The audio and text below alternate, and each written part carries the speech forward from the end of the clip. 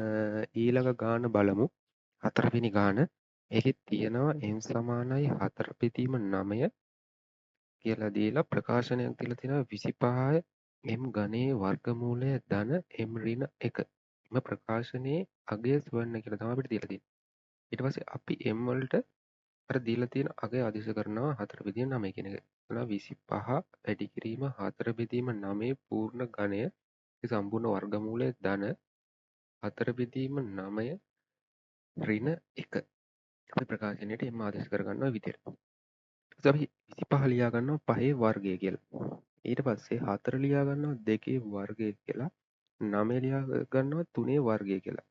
ඊට පස්සේ අපි ඝනයෙන් වැඩි කරන්න ඕන හින්දා දෙපැත්ත මේ බලයන් දෙකම වැඩි කරගන්නවා 3. ඊට පස්සේ ඒකේ සම්පූර්ණ වර්ගමූලය ධන 4 බෙදීම 9 ඍණ 1. ඊට පස්සේ අපි 5 වර්ගය ලියා ගන්නවා. ඊට පස්සේ 2 ඝනය බෙදීම 3 ඝනය. ඒ අගයේ පූර්ණ වර්ගය. ඒකේ වර්ගමූලය කියලා ලියා ගන්නවා. ඊට පස්සේ අපි එතන.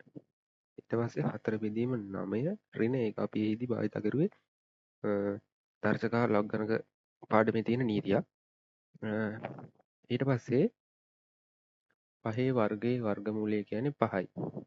ඊට පස්සේ 2 ඝනයේ බෙදීම 3 ඝනයේ වර්ගයේ වර්ගමූලය කියන්නේ 2 ඝනයේ බෙදීම 3 ඝනය.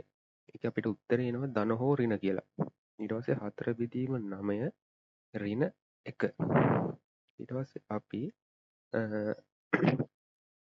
ධන හෝ ඍණ 5 වැඩි කිරීම 2 ඝනය කියන්නේ 8යි 3 ඝනය කියන්නේ 27යි.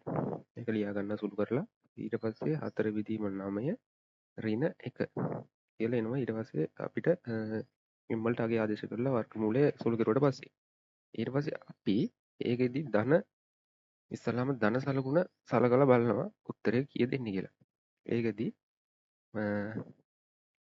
5 8 40යි බෙදීම 27 ධන 4 බෙදීම 9 ඍණ 1. ඒකෙදි 9 වරක් 3 27යි. ඊට පස්සේ ඒක 3ෙන් වැඩි කරපු ඉඳන් උඩත් 3ෙන් වැඩි කරනවා. ඊට පස්සේ පොදු හරය අරගන්න 27යි කියලා. ඊට පස්සේ අපිට අගයක් එනවා 25 බෙදීම 27යි කියලා ධන උත්තරේ සැලකුවට පස්සේ. ඊට පස්සේ අපි ඍණ අගය සලකලා බලනවා. අපිට වර්ගමූලයේ සුළු කරත් ධන හෝ ඍණ කියලා ලැබුණ නිසා ඍණ අගය සලකලා බලනවා. ඊට පස්සේ අපිට ඍණ 40 බෙදීම 27 ධන 4 බෙදීම 9 ඍණ 1 කියලා. අපි ඒකෙදිත් 27 පොදු හරයක් ලෙස ගන්නවා. ඊට පස්සේ අපිට ඒක සුළු කෙරුවට පස්සේ එනවා ඍණ 55 බෙදීම 27යි කියලා. ඊට පස්සේ මේක විෂම භාගයක ඉඳන් මිශ්‍ර භාගයකට හරව ගන්නවා.